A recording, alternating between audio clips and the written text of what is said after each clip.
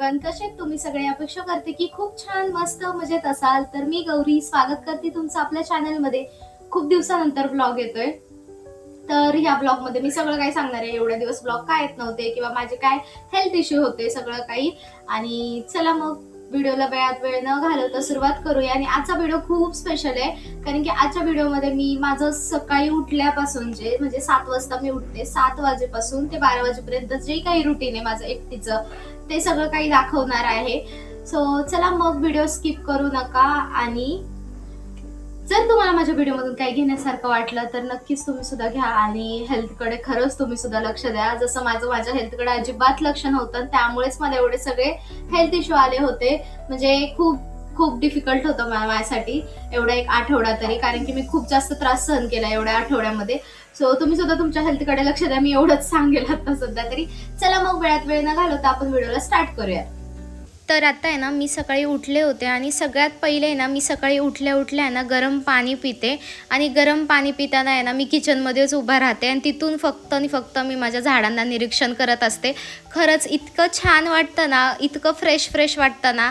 आणि गरम पाणी पिल्याचे आहेत ना खूप सारे फायदे आहेत, जसं तुम्ही ऑनलाईनसुद्धा सर्च करू शकता. पहिला तर मेन फायदा म्हणजे आपल्याला आहे ना घाम निघतो मेन शरीरातून, परत पोट वगैरे व्यवस्थित साफ होतं. पोटाचे आजार जे काही असतील ना ते सगळे काही ना कमी होतात. आणि त्यानंतर आहे ना मी थोडीशी एक्सरसाइज करते, कारण की थोडीशी स्ट्रेचिंग वगैरे केली ना तर आपली बॉडी हेल्थ पण छान राहते.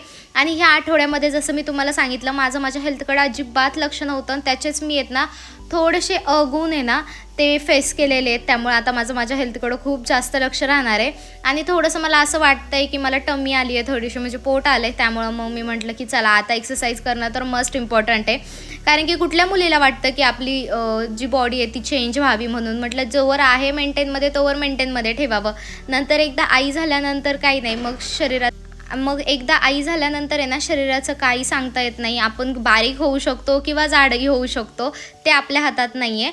सो त्यानंतर फ्रेश वगैरे झाले. त्यानंतर पहिल्यांदा तर मी रोज उठल्यानंतर भिजवलेले बदाम आणि भिजवलेले काळे मनुके खाते. बदामाचे तर फायदे भरपूर आहेत, त्याचे साली काढून खायचे. आणि त्यानंतर मूग डाळीचा फेवरेट चिला केला होता. त्यानंतर सोनूची मस्ती तर तुम्ही बघाच.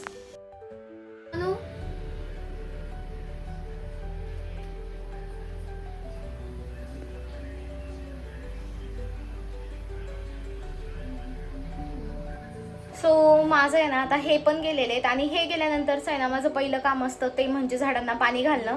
आणि आता जे म्हणजे आतमधले झाड आहेत ना त्यांना मी थोड्या वेळ तरी ऊन दाखवते. म्हणजे मनी प्लांट आहे आणि छोट्या कुंडीत मी ना काचेच्या भरणीमध्ये झाड लावलेलं आहे, ते सुद्धा आहे. त्याचं नाव मला माहीत नाही आहे, पण मी दाखवेल ते कोणतं आहे. तर त्याला थोडंसं ऊन दाखवते आणि मग बाकीच्या झाडांना किचनमधल्या खिडकीतल्या झाडांना पाणी घालून घेते. आणि त्यानंतर ओटासुद्धा धुवायचा आहे. आणि त्याच्यानंतर मग मी आंघोळ वगैरे करेल आणि मग फ्रेश होईल. नाश्ता वगैरे तर झालेला आहे. सो चला मग जे काय होते ते तुमच्यासोबत शेअर करते. आणि एवढ्या दिवस आपले व्लॉग काय येत नव्हते ना, ह्याचंसुद्धा रिझन मी या व्लॉगमध्ये देते आहे. आणि म्हणजे मिनी व्लॉगमध्ये मी थोडक्यामध्ये सांगितलं होतं की माझ्या हाताला थोडंसं लागलं आहे, तो खूप जास्त सुजलेला होता ॲक्च्युली. म्हणजे माझ्या आहे ना जीवावरती येत होतं मिनी व्लॉगसुद्धा करणं. पण म्हटलं एक आपली कन्सिस्टन्सी आहे, किंवा आपल्या फॉलोअर्सला किंवा सबस्क्रायबर्सला आपल्या माहिती पाहिजे की आपल्या आयुष्यात काय चालू आहे किंवा काय नाही, नाही का. मग त्यामुळं मग मी एक कम्युनिटी पोस्टसुद्धा टाकली होती की माझी तब्येत ठीक नाही आहे, पण 2-3 दिवसात व्लॉग येतील. पण ते 2-3 दिवसाचं काय झालं ना हे सुद्धा मी पुढे सांगते. आणि चला मग स्टे ट्यून, व्लॉग शेवटपर्यंत बघा, कोणी व्हिडिओ स्किप करू नका.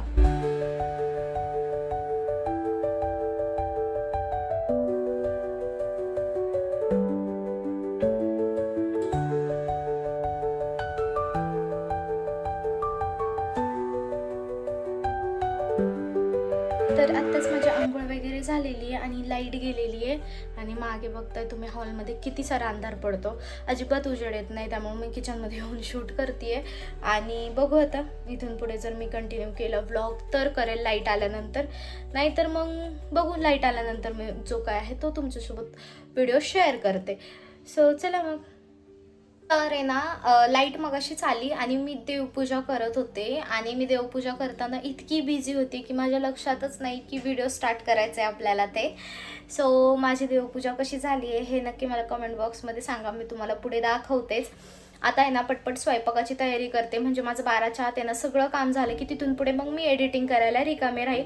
बाय द वे ना मला एक वॉल आहे ती थोडीशी डेकोर करायची आहे. मी थोड्याशा काही गोष्टीसुद्धा मागवलेल्या आहेत आणि सगळ्यात शेवटी ना मी व्लॉगच्या म्हणजे त्या गोष्टी अजून आलेल्या नाही आहेत, पण जेव्हा केव्हा येईल ना तेव्हा मी तुमच्यासोबत शेअर करेल आणि मी ते कशासाठी मी ती डेकोर करते वॉल ते पण सांगेल मी पुढच्या व्लॉगमध्ये. आणि बाय द वे ना जे काही मी तुम्हाला आजचा व्लॉग दाखवला आहे ना त्याच्यामध्ये मी माझं सकाळी उठल्यापासूनचं रुटीन ते दुपारी जेवेपर्यंत कसं असतं ना हे मी तुमच्यासोबत शेअर केलेलं आहे. आणि मी सांगते तुम्हाला पुढे की माझा काय म्हणतात एवढे दिवस व्लॉग का येत नव्हते त्याचं कारण देते मी. भरपूर जणांनी खूप चुकीचा अंदाज लावला, पण काय झालं होतं ना हे मी तुम्हाला इन डिटेलमध्ये सांगते. सो पहिले आता आहे ना मी कुकर लावते आणि मग मी तुमच्याशी बोलते.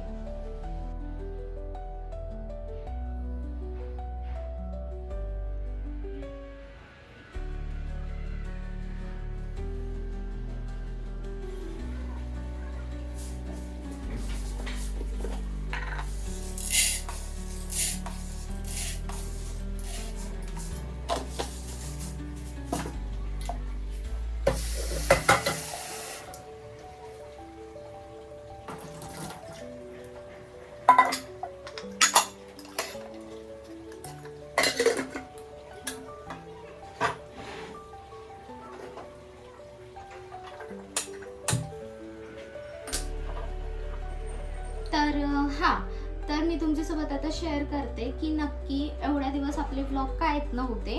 तर झाले काय होतं ना पहिले एक 8 दिवस म्हणजे आपला व्लॉग पोस्ट होऊन एक 10 दिवस तरी झाले. जो लास्टवाला होता तो किचन टूरचा. तर पहिले 8 दिवस आहे ना माझा हात खूप जास्त सुजायचे.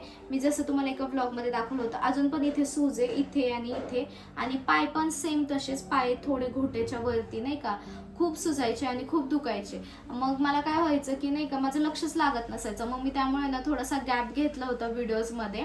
तर भरपूर म्हणजे एक कमेंट आली होती, ॲक्च्युली मी ती डिलीट केली. यूट्यूबलाच कमेंट होती की ताई तू प्रेग्नेंट आहे का? तर अजिबात नाही, असं काही नाही आहे. जर काही असं असेल तर मी नक्कीच तुमच्यासोबत शेअर करेल. सो अजून तरी काही असं प्लॅनिंग वगैरे नाही केलेलं आहे आम्ही, त्यामुळे आता प्रेग्नन्सीचा चान्सच नाही आहे. सो त्यामुळे माझा व्लॉग येत नव्हता आणि मी ना त्याच्यातूनच मुश्किलमधून मिनी व्लॉग शूट करायचे, ते एडिट करून त्याला व्हॉइस ओव्हर द्यायचे. मग मला असं झालं होतं की यार ह्याचंच मला म्हणजे दुखणं मला ना म्हणजे जेव्हा मी आजारी पडते ना तेव्हा मला बिलकुल पण सहन होत नाही. लगेच असं वाटतं ठणठणीत व्हावं. आणि ते झालं, त्याची ट्रीटमेंट मी पूर्ण घेतली. हाताची सूज वगैरे उतरली, पायाची पण उतरली, काही नाही नॉर्मल होतं. थोडंसं हार्मोनस चेंजेसमुळं होत होतं.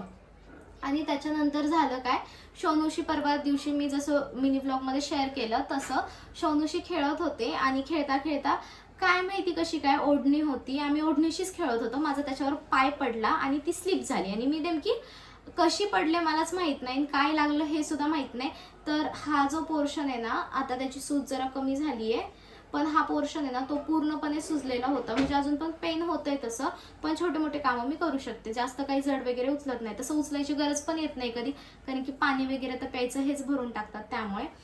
सो असं काहीसं कारण होतं. माझे ब्लॉग थोडेसे लेट येत होते. आजचा ब्लॉग खूप शॉर्ट झालेला आहे. सो चला मग बाकीचे जे काही अपडेट्स आहेत ते मी तुमच्यासोबत शेअरच करते. चला मग स्टे ट्यून. सो आता आहे ना कुकर वगैरे तर लावलेला आहे मी. चला मग मी माझा व्हिडिओ इथे संपवते. छोटासा क्विक असा व्हिडिओ शूट केलेला आहे मी. कसा वाटला नक्की मला कमेंट करून सांगा. कोणी आपल्या चॅनलला अजूनही सबस्क्राईब केलं नसेल तर लवकर जावा, सबस्क्राईब करा, बेल आयकन क्लिक करून ठेवा, म्हणजे माझे नवीन नवीन अपडेट्स तुमच्यापर्यंत येत राहतील. आणि बाय द वे ना तुम्ही सुद्धा आहे ना चालताना किंवा मुलांच्या मागं पळताना किंवा काही असू द्या पण खरंच जपून चाला, कारण की मी इतकं ह्या आठवड्यामध्ये सहन केलेलं आहे ना, खरंच माझी सहनशक्ती ना संपून गेलेली होती. कारण की आपण सगळं दुखणं सहन करू शकतो, पण हातपाय जर दुखायला लागले ना खरंच ते कुठल्याच लेडीजला सहन होत नाही.